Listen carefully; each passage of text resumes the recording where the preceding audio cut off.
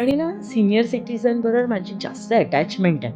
त्यामुळे ना त्यांना मी त्यांची मुलगीच वाटते. तुला माहिती आहे विक्रांत, त्यांच्या घरातल्या छोट्या-छोट्या प्रॉब्लेम्सला ते मला फोन करतात, "खुशबू जरा घरी येऊन जा ना." जसं तुम्ही दादांचं पण काम बघितलं, ते सगळ्यांना घेऊन बरोबर चालतात.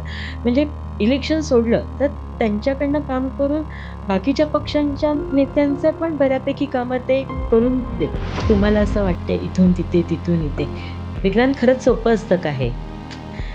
एखाद्या व्यक्तीला ह्या पक्षातनं त्या पक्षात जाणार, त्या पक्षातनं ह्या पक्षात जाणार, तेवढं सोपं नसतं. असं कोणी परमिशन देत नाही कोणी. आणि काय होतं घरातला जो पेट असतो ना, तो आपल्या घरातला मेंबरसारखा होतो रे. तो 10 वर्ष, 12 वर्ष आपल्याबरोबर राहतो. तर त्याला अशा पद्धतीने पुरवणं ना, हे खूप वेदनादायी आहे.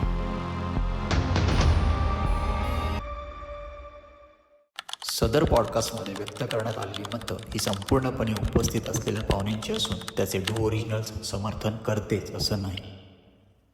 नमस्कार, डू ओरिजिनलमध्ये तुमचं स्वागत आहे. राजकीय रणधुमाळी सुरू झाली आहे, मग ते पूर्ण महाराष्ट्रात असू दे किंवा आमच्या फक्त कल्याण डोंबिवलीत असू दे. कल्याण डोंबिवलीबद्दल वारंवार बोलण्याचं कारण हे म्हणजे डोंबिवली माझं शहर आहे आणि डोंबिवलीला स्मार्ट सिटी बनवण्याचा जो काही अट्टाहास आहे तो फक्त लोकप्रतिनिधींचा असलाच पाहिजे असं काही नाही. त्याच्यासाठी आपण सर्वसामान्य नागरिक जे आहोत त्यांचे पण काही अ, कर्तव्य आहेत की त्यांनी त्या लोकप्रतिनिधींना, लोकनेत्यांना वेळोवेळी अ, स- वेळोवेळी त्यांना प्राधान्य दिलं पाहिजे आणि एक आपला लोकप्रतिनिधी निवडताना चांगल्या गोष्टी, चांगले व्हिजन असलेली लोक कसे समोर येतील आणि त्यांना पुढे नेण्यामध्ये आपला नागरिकांचा म्हणजे आपल्या मतदारांचा खूप मोठा हात असतो, हे सगळ्यांना कळणं गरजेचं आहे. आता डोंबिवलीमध्ये पॅनल सिस्टीमने कल्याण डोंबिवलीमध्ये असेल किंवा बाहेर असेल, पॅनल सिस्टीमने निवडणुका होत आहेत. त्यामुळे बऱ्याच लोकांसाठी हे मतदान देखील नव्याने असणार आहे, की आम्ही वोटिंग कसं करायचं आहे, काय करायचं आहे. हा सगळा जरी माझ्या पॉडकास्टचा विषय नसला, तरी पण एक सुजाण नागरिक म्हणून मला ते वेळोवेळी तुम्हाला सांगणं गरजेचं वाटतं. आजच्या पॉडकास्टची व्यक्ती जी आहे, जे गेस्ट आहेत आपल्या स्टुडिओमध्ये, ते काहीसे खास आहेत. खास असं सांगण्याकरता, की जेव्हा आपण एखाद्या व्यक्तींबरोबर वेळ घालवतो, कुठली मीटिंग करतो, कुठल्यासाठी भेटतो, एखाद्या प्रोजेक्टसाठी भेटतो, तेव्हा वाइब मॅच होणं याला मी कायम प्राधान्य देत आलो आणि ती वाइब मॅच झाली ना, तर ते काम करायला मजा येते. सो अशीच एक व्यक्ती ना मला इतक्या म्हणजे ह्यावेळी निवडणुकीचं काम मोठ्या प्रमाणावर चालू असताना पॉडकास्ट तुम्ही बघताय वारंवार रोज पॉडकास्ट चालू आहेत. एक व्यक्ती मला प्रामुख्याने मला असं त्यांच्याशी वाइब माझी मॅच झाली, त्या म्हणजे खुशबू चौधरी. मॅम डू ओरिजिनलमध्ये सगळ्यात आधी तुमचं स्वागत आहे. प्रेक्षकांना सांगू इच्छितो, की खुशबू चौधरी मॅम आधी देखील नगरसेविका म्हणून काम करत आहेत, कार्यरत आहेत आणि 10 वर्षाचा म्हणजे कोविडचा पण एक काळ आपण पकडूया कारण की सगळ्यांनीच तेव्हा काम केलेलं आहे. त्यामुळे जरी प्रशासकीय यंत्रणा असेल, राबवली असेल तेव्हा लेकिन सगळी लोकं तेव्हा काम करत होती. त्यापैकीच एक खुशबू चौधरी. आपण त्या कोव्हिडच्या कामाकडे वगैरे तर नंतर येणारच आहोत. सो येणाऱ्या काळामध्ये पण ते भाजपकडून उमेदवारी आहे त्यांची आणि त्या काम करतायत. तो आता नवीन त्यांचं व्हिजन काय आहे? नवीन कुठल्या गोष्टी, कुठला अनुभव गाठीशी घेऊन त्या पुढे जाणार आहेत? हे सगळं आपण ह्या पॉडकास्टमध्ये चर्चा करणार आहोत. मॅम डू ओरिजिनमध्ये तुमचं स्वागत आहे. पहिला प्रश्न जो स्वाभाविक आहे, एकतर तुम्ही यंग जनरेशनला रिप्रेझेंट करताय. खूप कमी वयामध्ये नगरसेविका होण्याचा मान तुम्हाला मिळालाय. कुठून नेमका कसा हा प्रवास सुरू झालाय तुमचा? माझा प्रवास असं बघायला गेलं तर माझ्या बिल्डिंगपासून झालाय. मी जिथे जन्म घेतला, हं. त्या सोसायटीतल्या छोटी-छोटी कार्यक्रम अरेंज करणं अच्छा. आणि त्याच्यातनं मला आवड निर्माण झाली, की सोशली कसं ॲक्टिव्ह झालं पाहिजे. ही आवड घेऊन मी कॉलेज केलं पूर्ण हं. आणि मी वारंवार महिला जमा करा, बचत गट करा. म्हणजे माझ्याकडे काही नव्हतं तेव्हा. पद नाही, पक्षाचं कुठलं लेबल नाही, काही नाही. पण ही आवड मला तेव्हापासून सुरू झाली, की कार्यक्रमं करायची, सगळ्यांना एकत्र आणायचं आणि काहीतरी छान लोकांना मेसेज जाईल असं काहीतरी काम करायचं. ही आवड तेव्हापासूनची आणि बेसिकली तू बोलशील तर राजकारण असं कधी डोक्यात नव्हतं, हं. की पॉलिटिकली आपण जायचं. एक समाजकारण आणि असं बघायला गेलं तर माझा डी-एन-ए कदाचित तो असेल. कारण माझे वडील खूप चांगले समाजसेवक होते. त्यांनी बऱ्याच लोकांना मदत केलेली आहे. त्यामुळे तो डी-एन-ए कदाचित माझ्यात होताच मुळात आणि मग तो हळू-हळू तो हं. वाढत गेला. पण असं भाजपसारख्या मोठ्या राजकीय पक्षासोबत तुम्ही काम करताय. ही ही सगळी प्रेरणा कुठून आली? आधी काम करत असताना हं. असं काही कोणासाठी काम करावं किंवा भारतीय जनता पार्टी असं असं काही डोक्यात नव्हतं. हं. पण आपले आमदार दादा माननीय रवींद्र चव्हाण हं. अ, ह्यांनी हे तेव्हा आमदार असताना एक किस्सा घडला होता. तो किस्सा मी कदाचित पॉडकास्टवर बोलू नाही शकत. अच्छा. आणि तेव्हा मी आणि माझी बहीण खूप यंग होतो आणि आम्ही एवढे इन्फ्लुअन्स झालो, की म्हणजे दादा आमचा भाऊच असं. म्हणजे भारतीय जनता पार्टी असं नाही, पण रवींद्र चव्हाण ह्यांनी काहीतरी केलंय आणि ते आम्हाला एवढा इफेक्ट झालं होतं. मग कधी असं वाटलं नव्हतं, की भारतीय जनता पार्टीबरोबर मी कधी नगरसेवक होईन आणि काम करेन. पण दादाबरोबर काम करायचं, दादाला सपोर्ट करायचा हे कॉलेजपासून डोक्यातच होतं असं एकदम. अशी एखादी आठवण जी सांगू शकता अशी? म्हणजे कोणत्या प्रकारची आठवण चांगली तुम्हाला? आठवण, की तिथून असं वाटलं, की माझा हा निर्णय करेक्ट आहे म्हणून? हो, हो. जेव्हा दादा आमदार होते आणि त्यांनी प्रशिक्षण वर्ग ठेवले होते. बरेचसे शिबिर ठेवले होते आणि तेव्हा त्यांनी एक सर्वात मोठं शिबिर ठेवलं होतं लायसन्स. तेव्हा खूप तरुण मुलांना लायसन्स काढून दिले होते टू व्हीलर हं. आणि फोर व्हीलरचे. हं. तर तेव्हा एवढी गर्दी आणि जो तरुणांचा मॉब त्यांच्या मागे होता, तेव्हा कुठेतरी वाटलं की अरे यार, करेक्ट आहे असं म्हणून. काम करायला पाहिजे दादासारखं. पण आता तुम्ही इतके वर्ष काम करताय, सलग काम करतायत. पण एक टर्म तुम्ही म्हणजे प्रचाराची टर्म झाली, त्यानंतर निवडून आलात, त्यानंतर कामाचा इतका मोठा काळ गेलाय, कोव्हिडचा काळ गेला आणि आता तुम्ही दुसऱ्या टर्मला रिप्रेझेंट करताय. हं. काय फरक वाटतोय 2 गोष्टींमध्ये? या 10 वर्षामध्ये कसं काय गोष्टी बदलत गेल्या? सुरुवातीला मी नगरसेवक झाले, तेव्हा पार्टी एकदम कोरी होती. म्हणजे माहितीच नव्हतं प्रचार कसा आहे, काय आहे? आता तुमची कशी टीम आहे, तशी आम्ही एका बिल्डिंगमध्ये राहिलो त्यामुळे आमचा ग्रुप होता बिल्डिंगचा. लहानपणापासून आम्ही मोठे सगळे. तो एक, सगळे कॉलेजचे मित्र-मैत्रिणी, माझ्या बहिणीचे मित्र-मैत्रिणी, असं आम्ही तो प्रचार सुरू क्या केला. बात है! हां, आणि तो प्रचार म्हणजे आम्हीच आमचे टॅगलाईन्स केले, आम्हीच आमचे व्हिडिओज बनवले आणि ती वेगळी मजा आली ते सगळं करताना. त्यानंतर आता थोडंसं प्रौढ झाल्यासारखं वाटलं. ह्यावेळेला खूप सीरियसनेस आला सगळ्या प्रचारामध्ये. 5 वर्षाचा काळ म्हणजे खूप छान गेला. त्याच्यातलं शेवटचं 1 वर्ष कोव्हिड आलं हं. आणि नंतरचा 5 वर्षाचा काळ तर पूर्ण वाईप आउट झाल्यासारखं. म्हणजे काही पद नव्हतं, पण आम्ही काम करत होतो. सातत्याने आमचं काम चालू होतं. त्यामुळे फरक असं काही नाही, पण थोडंसं एक सीरियसनेस सीरियसनेस. हां, म्हणजे प्रचारासाठी. तसं कामाला घेऊन आम्ही सीरियसच होतो. जेव्हापासून निवडून आलो तेव्हापासून आजपर्यंत. म्हणजे मी प्रामुख्याने तेच ना, की पहिली टर्म त्याच्यानंतर कोव्हिड. त्यामुळे त्या 2 टर्म असा मी उल्लेख वारंवार करतोय. सो या टर्ममधली ना अशी आपण एक कधीतरी ना अंथरुणावरती पडल्यानंतर एक स्वतःशी विचार करतो, हं. बोलतो ना किंवा कधीतरी निवांत गाडीमध्ये असतो, तेव्हा आपण येस. स्वतःचा विचार करत असतो. सो असं कुठलं तरी काम तुमचं स्वतःचं, की त्याच्याबद्दल स्वतःची पाठ थोपटावीशी वाटते, असं एखादं काम म्हणजे भरपूर काम आहेत बट ऑब्व्हियस बट येस. एक तुम्हाला आवडेल त्याच्यातली असं? विक्रांत, सगळ्यात मोठं काम माझ्या हातनं जे झालं असेल, मी जेव्हा पहिल्या टर्मला नगरसेविका होते, एक विषय माझ्याकडे आला होता, सफाई कर्मचारी वारसा हक्क. तो वारसा हक्क अचानक 2018ला एक जी-आर आला आणि तो बंद झाला. आणि तो बंद झाल्यावर कोणालाच काही कळलं नाही, की जेव्हा सफाई कर्मचारी फाईल घेऊन जायचे, ओपन ओ-बी-सी हं. समाजाचे, हं. तर त्यांना सांगण्यात यायचं, की हा जी-आर आलाय आणि आता तुम्हाला वारसा हक्क मिळणार नाहीये. त्यातला एक सफाई कर्मचारी ती फाईल घेऊन माझ्याकडे आला. तर मला हा विषय खरं तर आधी माहीत नव्हता. तो विषय चालला. तेव्हा मी प्रभाग समिती सभापती होते एफ वॉर्डची. तर मी हा विषय चालला. आणि आम्हाला पी-ए असतात हं. सभापतींना. तर त्या पी-एना मी सांगितलं, की "जरा तळेकर बघा, सगळ्या नगरपालिकेत बंद झालंय की आपल्याच?" मग आम्ही अशा सगळ्या नगरपालिकेनं पत्र लिहिले आणि त्या पत्रातनं आम्हाला उत्तरं आली, की काही नगरपालिकांची आली, की "नाही, आमच्याकडे अजूनही चालू आहे." काहींची आली, "आमच्याकडे अजूनही बंद आहे." आणि सर्वात आधी जर काही कुठे बंद झालं असेल, तर ते कल्याण डोंबिवली महानगरपालिकेमध्ये. तर मग मी त्याचे सगळे जी-आर 1975 पासूनचे काढले आणि त्या जी-आरचा मी अभ्यास केला, की नक्की कुठे काय झालंय आणि बंद हं. झालंय. हं. तर ते असं कळलं, की ते जातीचा उल्लेख 75 पासून कधीच नव्हता. सफाई कर्मचारी ही व्याख्या फक्त सफाई कर्मचारी म्हणून होती. बरोबर. पण त्याला कुठल्या जातीमध्ये कधी मोडलं नव्हतं. 2018ला ते व्याख्या आली. ओ-बी-सी, ओपन, एस-सी, वाल्मिकी असं ती व्याख्या आली. मग आम्ही त्याचा पाठपुरावा केला. मंत्रालयात बराचसा पाठपुरावा केला. माननीय आमदार रवींद्र चव्हाणांनी भरपूर सपोर्ट केला त्या सगळ्या गोष्टींमध्ये. कारण मंत्रालय हा विषय त्यांच्या व्यतिरिक्त मी करूच येस, शकले येस. नसते.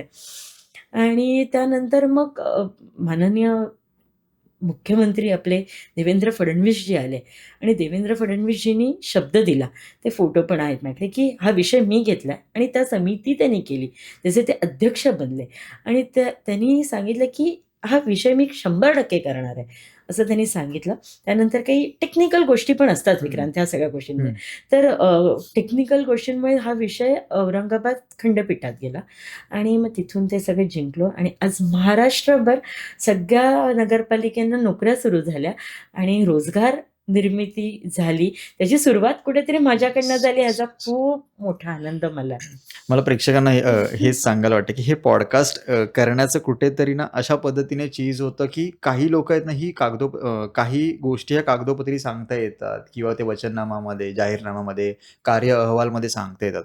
पण त्या गोष्टी पूर्णत्वाला जाण्यासाठी कशा पद्धतीने काम केलं असतं, कशा पद्धतीने फॉलोअप घेतलं असतं, ते ह्या पॉडकास्टच्या माझ्या माध्यमातून कळतंय असं मला वाटतंय.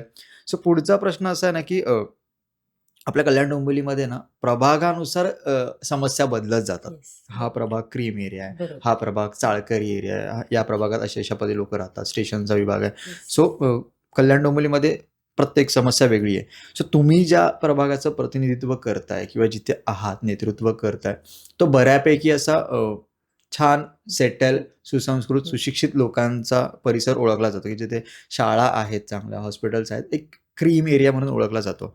तरी पण काय समस्या आहेत तुम्हाला असं वाटतं, की त्या आता मागच्या टर्ममध्ये राहून गेल्यात, पण ह्या टर्मला मला त्या फुलफिल करायच्याच आहेत? विक्रांत, माझा प्रभाग मी नेहमी म्हणते जॉग्राफिकली कंडिशन्स बघितल्या तर सर्वात मोठं आणि जुनं गणपती मंदिर माझ्या प्रभागात आहे. सर्वात जुनं मैदान, नेहरू मैदान माझ्या प्रभागात आहे. माझ्याकडे ठाकुर्ली स्टेशन, हं. जे सर्वात जुनं स्टेशन आहे ते माझ्या प्रभागात आहे. म्हणजे असं बघायला गेलं तर माझा प्रभाग चारी बाजूनी खूप सुंदर आहे.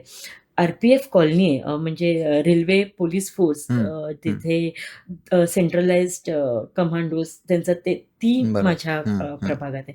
तर मला एवढं छान वाटतं ना त्या प्रभागात काम करताना.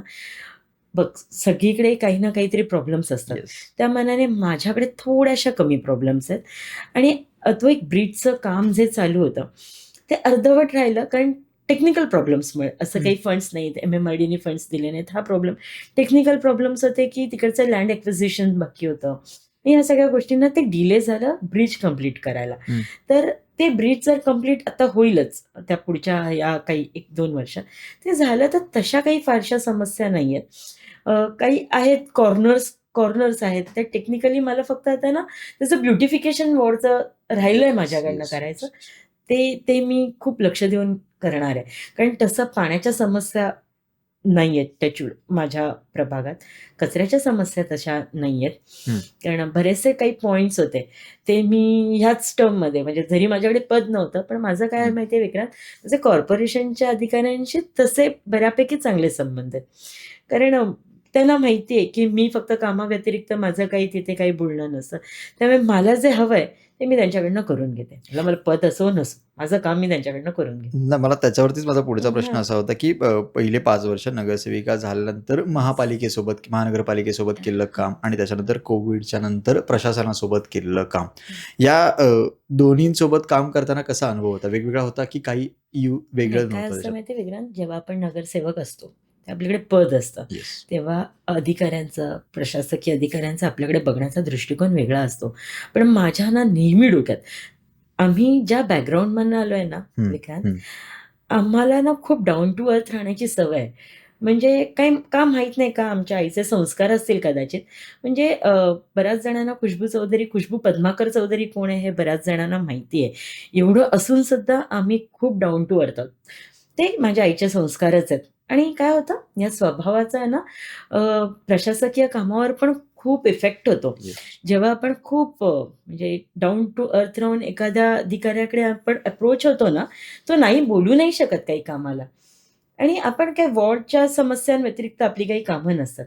त्यामुळे पहिली 5 वर्ष जशी सोपी होती ना, हं. तशीच मला नंतरची 5 वर्ष पण सोपीच होती काम करायला. जरी माझ्याकडे पद नव्हतं. हो. मी ना तुमचा पॉडकास्ट घेण्याआधी काही तुमच्या प्रभागातील नागरिकांशी चर्चा केली, की काही अभ्यास चालू होता माझ्या टीमचा.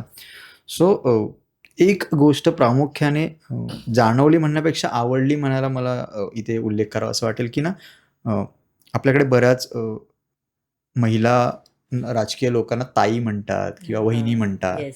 आणि मॅडम म्हणतात, ह्या गोष्टी आहेत. त्याच्यामध्ये वाईट असं नाही आहे, असं म्हणतात ते आदराने म्हणतात लोकं. पण तुमच्या प्रभागातील लोकं आहेत ना फक्त खुशबू खुशबू म्हणतात. म्हणतात. सो हे ना काहीतरी वेगळं होतं, की यार मग तेव्हा तुम्हाला भेटण्याची क्युरिओसिटी वाढली, की तुमचा पॉडकास्ट घ्यायचा आहे असं सगळं. सो हे हे काय नातं आहे नागरिकांसोबत? विक्रांत, मी नेहमी म्हणते, मी जर काही कमवलं असेल ना या 10 वर्षात, तर मी हेच कमवलंय, की माझ्याकडे माझ्या ऑफिसला येताना कोणाला दडपण नसतं. आपलीच घरातली मुलगी आहे ना, नगरसेवक झाली आहे, असं ह्याच्यानी लोकं माझ्याकडे येतात आणि मला ना आनंद आहे, की मला ताई, मॅडम नाही बोलत कोणी. खुशबू करून आणि ना बहुतेक जणांचं काय, मी त्यांच्या मुलाच्या हं, हं, वर्गात होते हं. आणि ना सीनियर सिटिझन बरोबर माझी जास्त अटॅचमेंट आहे. Yes, yes. त्यामुळे ना त्यांना मी त्यांची मुलगीच वाटते. तुला माहिती आहे विक्रांत, त्यांच्या घरातल्या छोट्या-छोट्या प्रॉब्लेम्सला ते मला फोन करतात, "खुशबू जरा घरी येऊन जा ना, हे ऐक ना." म्हणजे त्यांचे पर्सनल प्रॉब्लेम्स ते मला एवढ्या हक्काने सांगतात. ह्याच्यापेक्षा दुसरं काय कमवलंय येस, मी? येस, आणि येस. हे माझ्यासाठी खूप मोठं आहे रे, बाकी काही कमवण्यापेक्षा. एक्झॅक्टली. आणि हे मी सस्टेन ठेवणार कायम. क्या हे आशीर्वाद आहेत हो, आणि खरं. असेच मागे राहतील. आता आपण भाजप पक्षामध्ये तुम्ही काम करता, भाजप पक्षाचं प्रतिनिधित्व करता. त्यांचं जी टॅगलाईन आहे, जी सबका साथ सबका विकास, त्याच्यावरती सगळ्या गोष्टी चालू आहे. देशामध्ये असेल, राज्यामध्ये असेल किंवा आत्ता स्थानिक पातळीवरती असेल. पण जसं म्हटलं, की प्रत्येक प्रभागानुसार बदलत जातं राजकारण, तसं राज्यामधलं वेगळं आहे, शहरांमधलं वेगळं आहे. सो हे सबका साथ सबका विकास घेऊन चालत असताना स्थानिक पातळीवरती ह्या सिच्युएशन खऱ्या पद्धतीने हँडल होतात तशा? होतात. होतात विक्रांत. आपलं माइंडसेट तसं हवं आहे. आमच्या पक्षाचं धोरणच आहे, सबका साथ सबका विकास. सबका साथ म्हणजे काय? जरी निवडणुकापुरती आपण पक्ष म्हणून काम करत असलो, तरी निवडणुकांनंतर आम्ही सगळ्यांना घेऊन बरोबर चालतो. जसं तुम्ही दादांचं पण काम बघितलं, ते सगळ्यांना घेऊन बरोबर चालतात. म्हणजे इलेक्शन सोडलं, तर त्यांच्याकडनं काम करून बाकीच्या पक्षांच्या नेत्यांचं पण बऱ्यापैकी कामं ते करून देतात. हं. तसंच आमचं पण आहे. की इलेक्शनपुरते ठीक आहे, पण ज्या प्रभागात काम करताना विक्रांत, माझ्या विरोधात मी जेव्हा उभी होते, तेव्हा अपक्ष म्हणजे माझ्या विरोधात 6 लोकं उभी होती. पण मी जेव्हा जिंकून आले ना विक्रांत, मी हे सगळं बाजूला ठेवलं. आज पण माझं त्यांच्याशी खूप छान बॉन्ड आहे, की ते माझ्याकडे हक्काने कुठलीही कामं घेऊन येऊ शकतात. ते बॅरियर नाहीये, की "अरे, खुशबूकडे कसं जायचं? ही तर आपल्या विरोधात होते. अपोझिशनमध्ये हं, लढली हं. होती." असं काही नाहीये. आणि हेच खरं जर आपल्याला जर कुठेतरी आपल्या देशाला बघायचं असेल एक उंच ह्याच्या, तर हीच गोष्ट ही आपण खूप पुढपर्यंत घेऊन जाऊ शकतो, की एक लिमिटपर्यंत सगळं ठीक आहे. हं. अपोझिशन हे ते, पण जेव्हा कामाची वेळ येते, तेव्हा एकत्रच काम करायला हवं. सबका साथ सबका विकास, यातच त्यासाठीच आहे. हे टॅगलाईन. बऱ्याचदा आहे ना आता राजकीय धुरळा आपण जसं म्हटलं मगाशी हं. इंट्रोमध्ये, तसं जे वचननामा, जाहीरनामा त्याच्यामध्ये एक शब्द प्रामुख्याने बोलला जातो, तो म्हणजे महिला सक्षमीकरण. येस. आता तो कसा इम्प्लिमेंट केलं जातं, कसं त्याचं ॲनलाईज केलं जातं, आय डोंट नो. बट तुम्ही ह्या शब्दाकडे किंवा ह्या महिला सक्षमीकरणाकडे कसं बघता? महिला सक्षमीकरण म्हणजे महिला तशा सक्षमच आहेत. हं. म्हणजे जरी एक महिला हाउसवाईफ आहे ना, ती घर चालवते, तर ती सक्षम आहे म्हणून घर चालवते. बरोबर. म्हणजे तो घरातला पुरुष घर चालवत नाही. तो जो काही पैसे देतो, मी आता काम करताना बघते बऱ्याच महिलांना ना काहीतरी थोडी अमाउंट हातात येते. पण त्या खूप हे असतात, त्यांच्याकडे एक खूप चांगली शक्ती असते, की तेवढ्याशा पैशात ते पूर्ण घर चालवतात. पण तू स्पेसिफिकली जर विचारत असशील ना मला, तर बऱ्याचशा सरकारी योजना आहेत, की महिलांनी त्या पुढे येऊन खरं तर त्या योजनेमध्ये अभ्यास करायला हवा, की कसा या योजना इम्प्लिमेंट होतील. हं, हं. आणि आपण ह्याच्यात काय करू महिला बचत गट ही कन्सेप्ट जी आहे ना विक्रांत, ही खरं तर खूप छान आहे. ती आपल्या शहरी विभागामध्ये एवढी चालत नाही. पण आता माझी आई कोकणातली आहे. हं. त्यामुळे मी जेव्हा कोकणात बघते ना, तर ज्या पॉवरफुल पद्धतीने महिला बचत गट चालवतात ना, कारण माझी काकी वगैरे त्या बचत गटात आहेत तिथे. तर त्या चांगला रोजगार तिथे निर्माण करतात आणि त्यांचं लिव्हिंग ऑफ स्टँडर्डच बदललं आता कोकणातल्या बरं. महिलांचं. तू बघ कोकणातल्या ज्या महिला आहेत, त्या जास्त बिझनेस ॲक्टिव्ह झालेल्या येस, आहेत येस. कंपॅरेटिव्हली शहर. मला असं वाटतं गावाला जर इम्प्लिमेंट होत असतील ह्या सगळ्या गोष्टी, तर शहरात नक्कीच. कारण नोकरी आणि ह्याला बिझनेस म्हणून आता महिलांनी जर पर्याय बघितला, तर पुरुषांना मागे टाकण्यात महिला हे पुरुषांना मागे येस, टाकतील मग या येस. सगळ्या नक्की, गोष्टींचं. नक्कीच. यानंतरचा मुद्दा असा येतो ना, की आता तुम्ही मी मगाशीच म्हटलं यंग जनरेशनला आम्हाला रिप्रेझेंट करताय गोष्टींसाठी, राजकारणासाठी.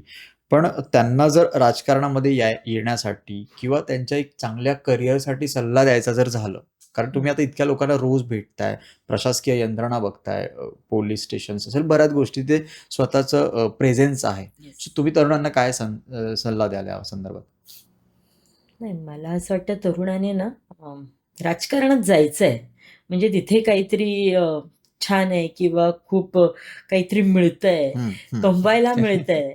नाही, ह्या दृष्टिकोनातनं नाही जावं. म्हणजे मला काहीतरी समाजाला देणं आहे. म्हणून मला पॉलिटिक्समध्ये जायचंय. मला सोशल काम करायचंय. हं. आणि विक्रांत, मी काय म्हणते, जर राजकारणात नाही आलं, तरी आपण सोशल काम करू शकतो. एक्झॅक्टली. मुलं नोकरीला जातात. सकाळी काही 9 ते संध्याकाळी 6. आता मुलांचा माइंडसेट काय झाला माहिती आहे का, आम्हाला वेळ नाही आहे सगळं करायला.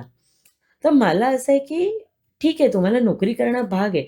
पण तुमचं एक समाजाला देणं आहे काहीतरी. बरं. तर तुम्ही सोशली महिन्यातला 1 तास, महिन्यातनं 2 तास तुम्ही द्यायलाच हवा. तर आपलं काहीतरी पुढे जाऊन आपली Yes. पुढची पिढीला पण संस्कार करू शकतो. कारण खूप सेल्फ सेंटर्ड झालंय आता सगळं. हं, हं. तर काहीच अपेक्षा न ठेवता सोशल वर्क करणं काय हरकत आहे? म्हणजे मला तरी असं वाटतं.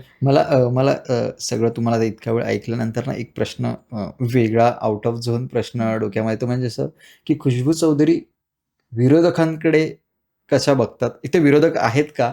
आणि जर असतील तर त्यांना कशा पद्धतीने टॅकल करतात? विरोधक आहेत. पण म्हणजे जवळचे आहेत, म्हणजे हेल्दी विरोधक आहेत. म्हणजे असं काही माझ्यावर कधी कोणी टीका नाही केल्या.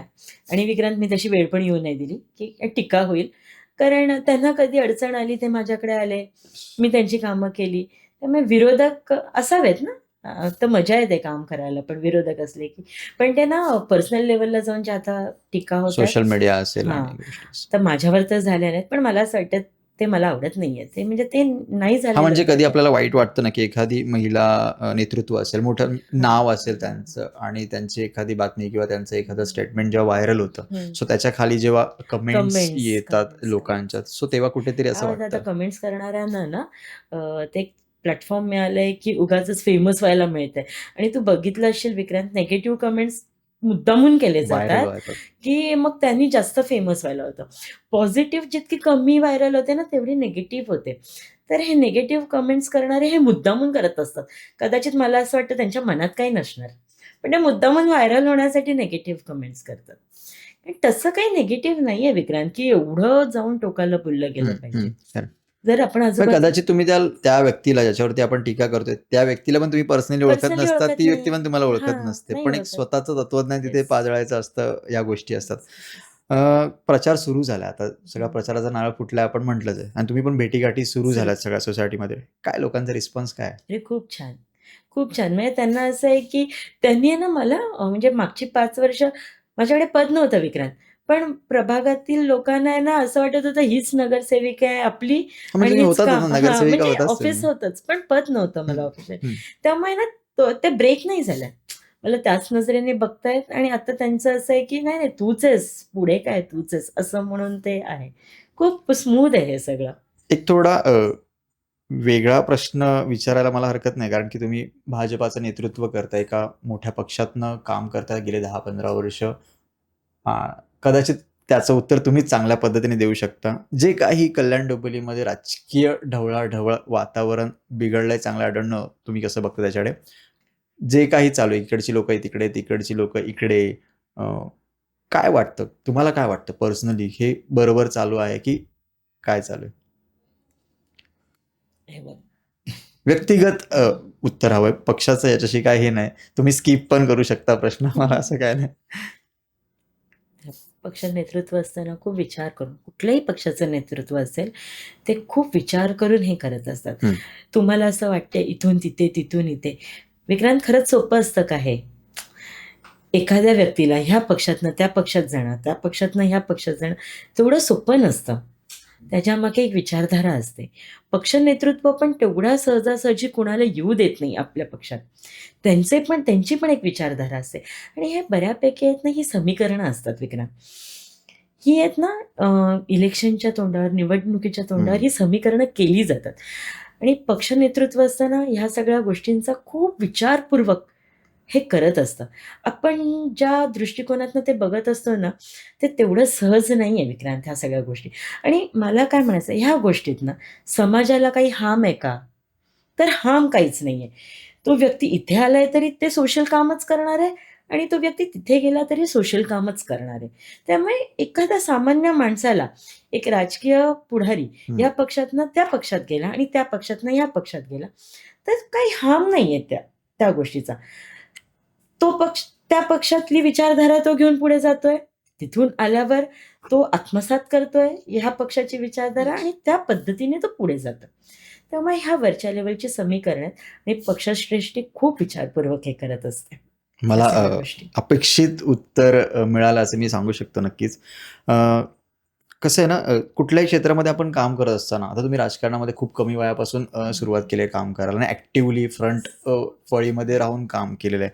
पण एक ना आपल्या डोक्यामध्ये एक रोल मॉडेल आपल्या कुठल्याही क्षेत्रामध्ये असतं. हं, हं. सर्वसामान्य बॅकएंडला जर जॉब करत असेल तर टी-एल बनायचं आहे, मॅनेजर बनायचं आहे या केबिनमध्ये बसायचं असं एक रोल मॉडेल असतं.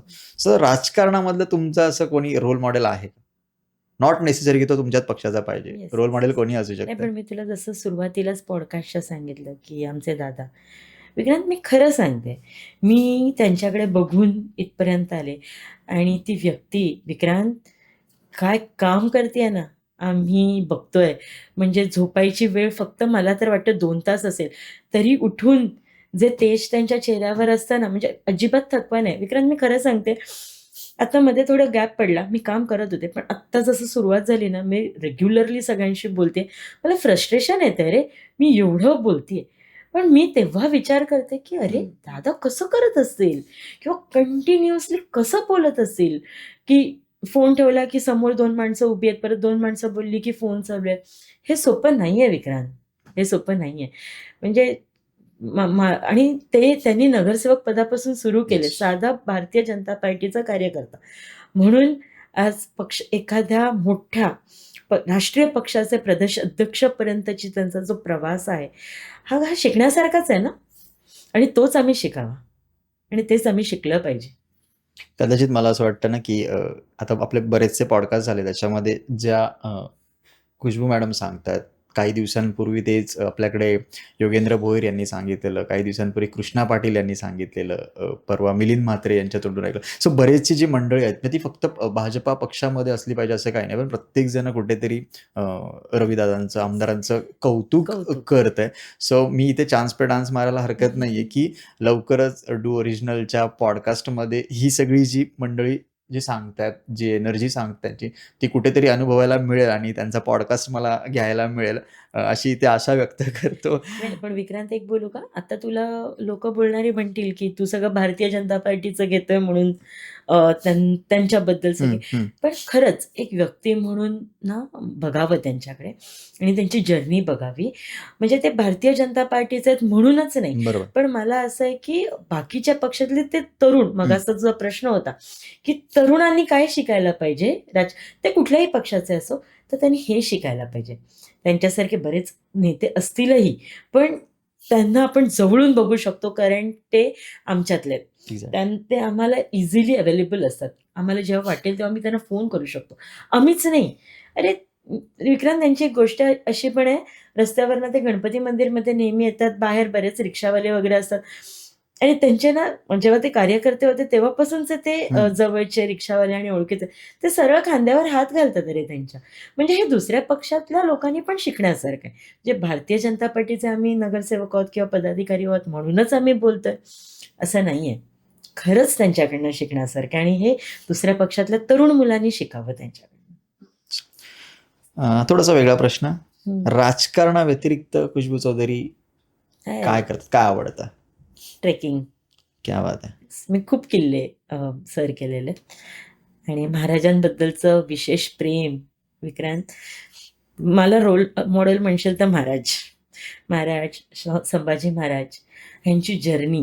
हं, हं. त्यामुळे मी ट्रेकिंग आणि मी किल्ल्यांवर जाणं, ते अनुभवणं, हे मला प्रचंड आवडतं. स्वयंपाक करणं.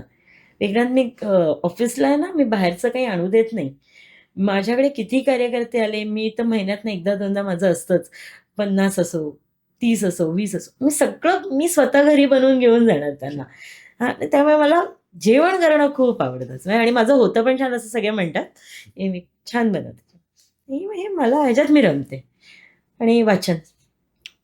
माझं हां, खूप जेव्हा तुम्ही छान वाचन आहे. महाराजांची जर्नी वगैरे पूर्ण बोललात तेव्हाच मला लक्षात आलं, की वाचन हा खूप प्रकार. छान वाचते मी. मला वाचन प्रचंड आवडतं. मग ते काही असो, फक्त पुस्तकं नाही. मी आर्टिकल्स वाचते आणि माझा अभ्यास चालू असतो. विक्रांत, मी नगरसेवक असताना माझं MBA पूर्ण केलं आणि LLB चालू आहे सध्या.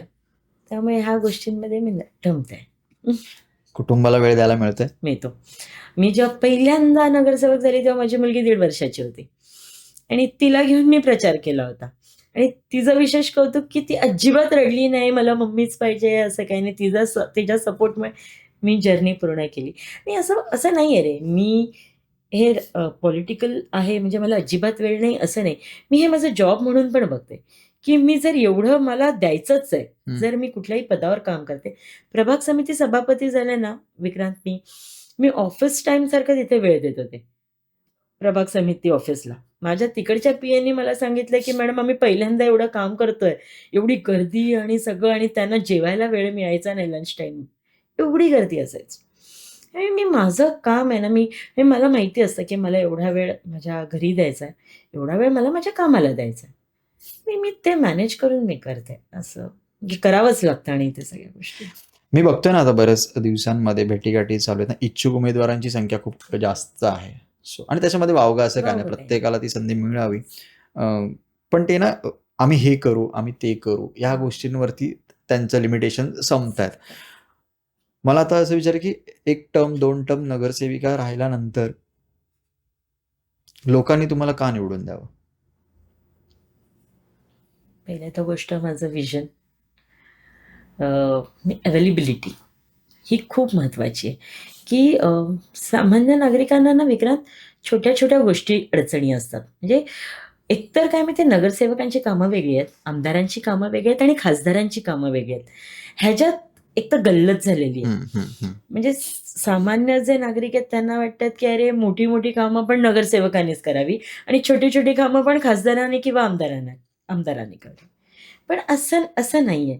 त्यामुळे माझ्या पद्धतीने नगरसेवक म्हणून मला जी कामं करायची आहे ना, ती तर मी केलीच पाहिजेत. आणि त्याच्या व्यतिरिक्त आहेत ना बरेचसे प्रश्न असतात. ते कळत नाही लोकांना, की अरे हे नक्की काय होतंय? का होत नाही? हं. ह्याची उत्तरं माझ्याकडे असली पाहिजेत.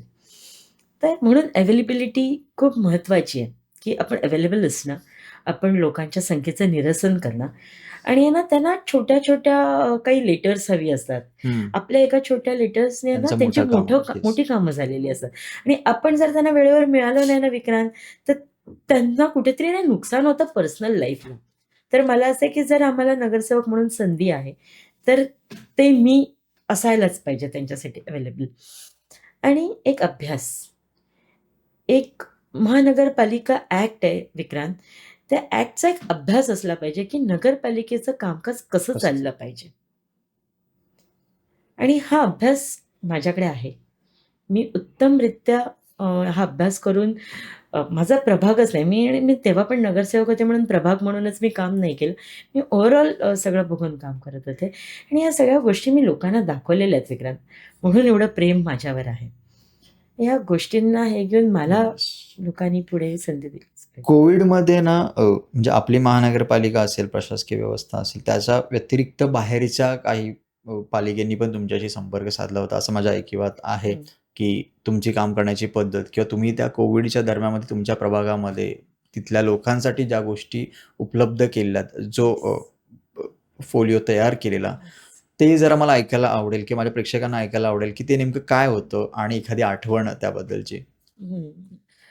सवाई जोशी शाळा होती ती मध्यभागी होती आणि ना तेव्हा व्हॅक्सिनेशन सेंटर्स ना खूप लांब होती आणि ना रिक्षा कमी होत्या. हं, जायला खूप त्रास व्हायचा. हं, तर मग मी तेव्हा डॉक्टर विजय सूर्यवंशी आयुक्त होते.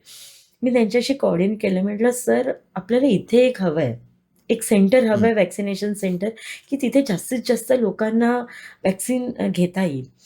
आणि विजय सूर्यवंशींनी पण त्याच्यावर अभ्यास केला आणि त्यांनी तिथे व्हॅक्सिनेशन सेंटर सुरू केलं आणि विक्रांत एवढा फायदा झाला ना, टिटवाळा, अंबरनाथ ट्रेननी लोकं तिथे यायचे आणि लोकं येऊन कौतुक करायचे. विक्रांत, लोकं आहेत ना, आम्ही तिथे काम करायचो ना सगळे, माझे कार्यकर्ते आणि आम्ही, लोकं आम्हाला माझा, थम्स असं आणून द्यायचे. "नाही, नाही तुम्ही घ्या, तुम्ही काम करताय, तुम्ही सतत उभे." म्हणजे प्रेम, खूप प्रेम केलं लोकांनी तेव्हा आमच्यावर या सगळ्या काळामध्ये. खूप प्रेम. आणि तेव्हा पॅनिक सिच्युएशनमध्ये हे प्रेम मिळत होतं. Yes, yes, yes. त्यामुळे खूप. आणि काय झालं तिथे ना, काही अ, बाहेर बाहेरच्या हं. स्टेटमधले जे वर्कर्स असतात ना, ते अडकले होते. हं. त्यांना जायचं बाहेर, काही त्यांच्या साधनं घरी. हां. नव्हती. मग तेव्हा रामनगर पोलीस स्टेशनशी संपर्क करून त्यांचे सगळे दाखले, तेव्हा डॉक्टरचे सर्टिफिकेट्स लागायचं. करून, त्यांचे सगळ्या टेस्ट करून त्यांना मी राजस्थान, यूपी, बिहारला पाठवण्याची तेव्हा सोय केली होती बरीच. आणि ते परत आले ना जेव्हा, तेव्हा आता इथे बऱ्याचशा दुकानात, मोठ्या-मोठ्या दुकानांमध्ये ते स्वीट्सचं काम करतात. हं. तर ते आठवण काढतात, की "मैडम आप थे इसलिए तभी हम घर गए, नहीं तो हम घर नहीं जा सकते थे. हम आपका उपकार कभी नहीं भूलेंगे." असं ते म्हणतात. बऱ्याचदा आपण आहे ना, लोकप्रतिनिधी म्हणून आपल्याकडे बघण्याचा लोकांचा दृष्टिकोन चुकीचा असतो. तो म्हणजे असं की यांना आपली कामं करण्यासाठीच नेमलेलं आहे. हां, म्हणजे कदाचित त्यांच्या अपेक्षा भाबड्या असू शकतात त्या, बरोबर आहे. की बाबा हां, आमच्या मैदानामध्ये हा प्रॉब्लेम झाला आहे किंवा आमच्याकडे पाणी आलं नाही, विजेचा काही प्रॉब्लेम झाला आहे. सो त्याच्यासाठी आमचा नगरसेवक आहे आणि त्याच्यामध्ये त्यांचं काही चुकीचं असं नाहीये. आणि तुम्ही सगळी मंडळी जी आहात, नगरसेवक असतील, लोकप्रतिनिधी, ही कामं तुम्ही करत असता, नाही असं नाहीये. पण या व्यतिरिक्त कोणाचे फाउंडेशन असतात, कोणाच्या संस्था आहेत, त्याच्या अंतर्गत इव्हेंट्स होत असतात, कार्यक्रम होत असतात. बरीचशी तरुण मंडळी जी आहेत, आता ही निवडणुकीला उतरली आहेत, ती वेगवेगळ्या संस्थेबरोबर संलग्न आहेत. हो. रोटरी क्लब असेल, बऱ्याचशा आपल्याकडे हं. डोंबिवलीमध्ये पण आहेत. तुम्ही अशा कुठल्या गोष्टींसाठी काम केलंय का आतापर्यंत? हो, मी भारत विकास परिषद, आपलीच एक संघाची संलग्न संस्था आहे. हं. त्याच्याबरोबर मी बऱ्यापैकी काम केलेलं आहे. म्हणजे त्याच्यामध्ये आम्ही एक प्रोजेक्ट केलं होतं. पुणा गाडगीळने आम्हाला CSR फंड दिला होता. हं. तर त्यांनी सांगितलं होतं, की ह्याच्यातनं दूध द्यायचं आहे.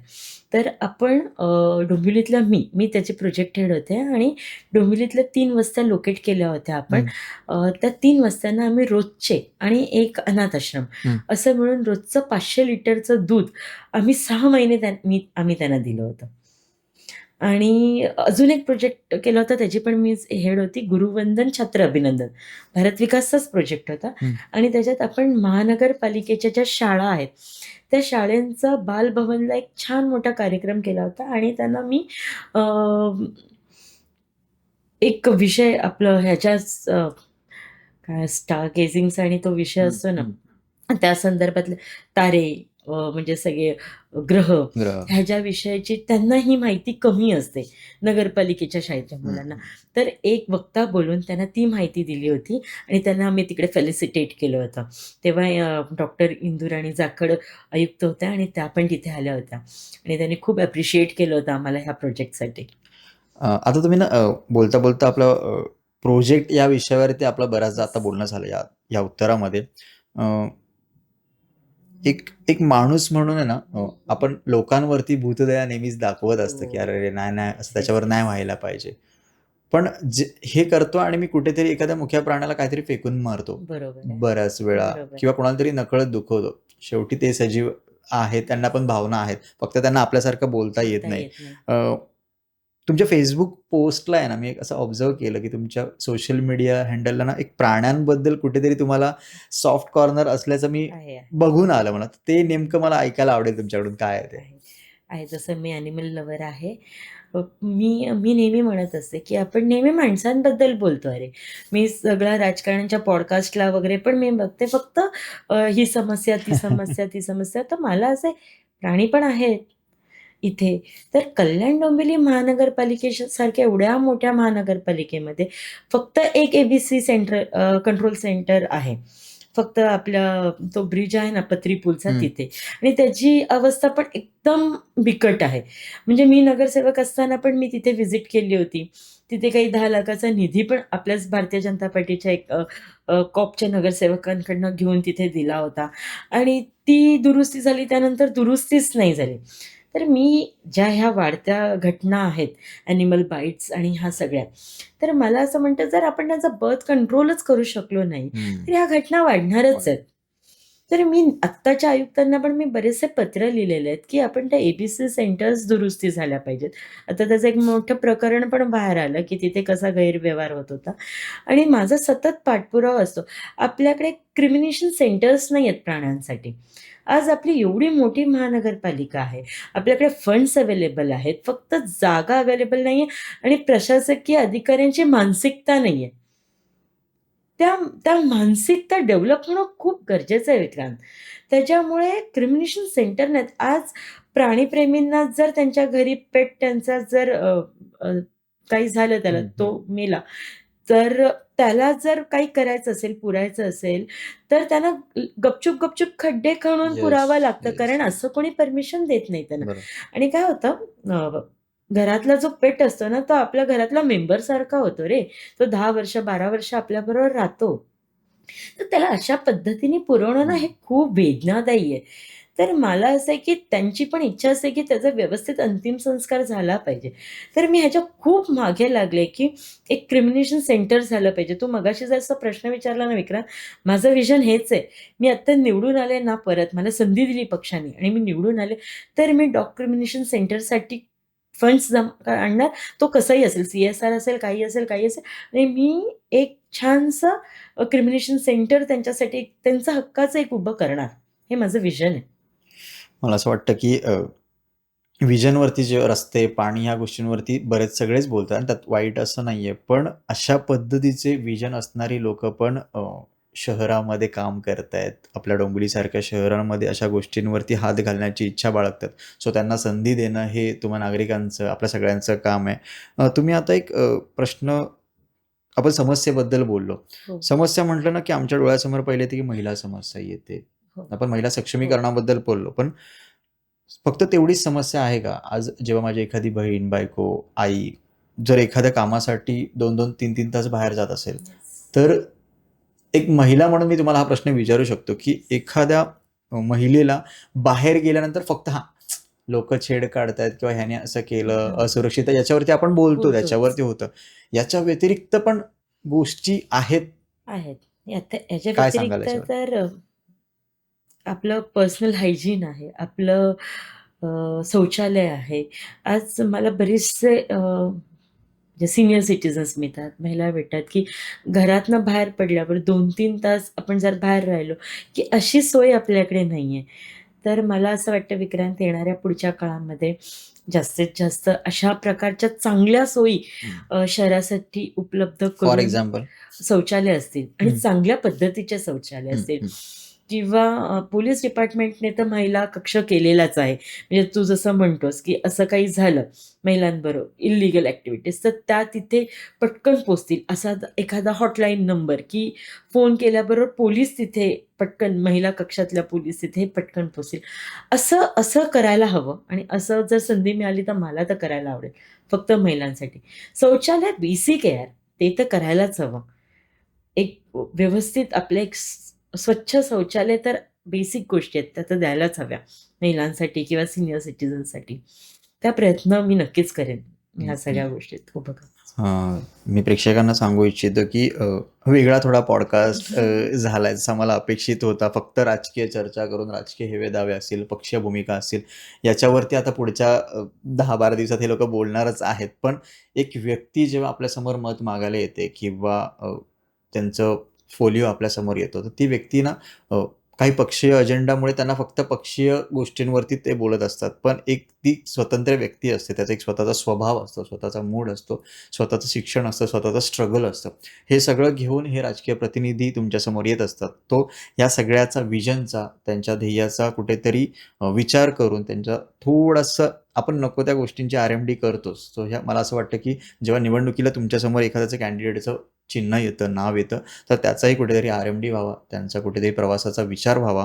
फक्त पक्षीय गोष्टी न बघता एक स्वतंत्र व्यक्ती नगरसेवकासाठी खूप महत्त्वाची असते, की जिथे आपला जसं मॅडमनी मगाशी म्हटलं, की वैयक्तिक टच जो असतो किंवा आज फोन केला आणि लगेच हां. काहीतरी त्याचं आउटपुट निघालं. सगळ्या ह्या गोष्टींचा ह्या महानगरपालिकेच्या निवडणुकीत कुठेतरी विचार होईल, हे प्रामाणिक मत मी माझ्या डू ओरिजिनलच्या माध्यमातून तुमच्यासमोर मांडतो.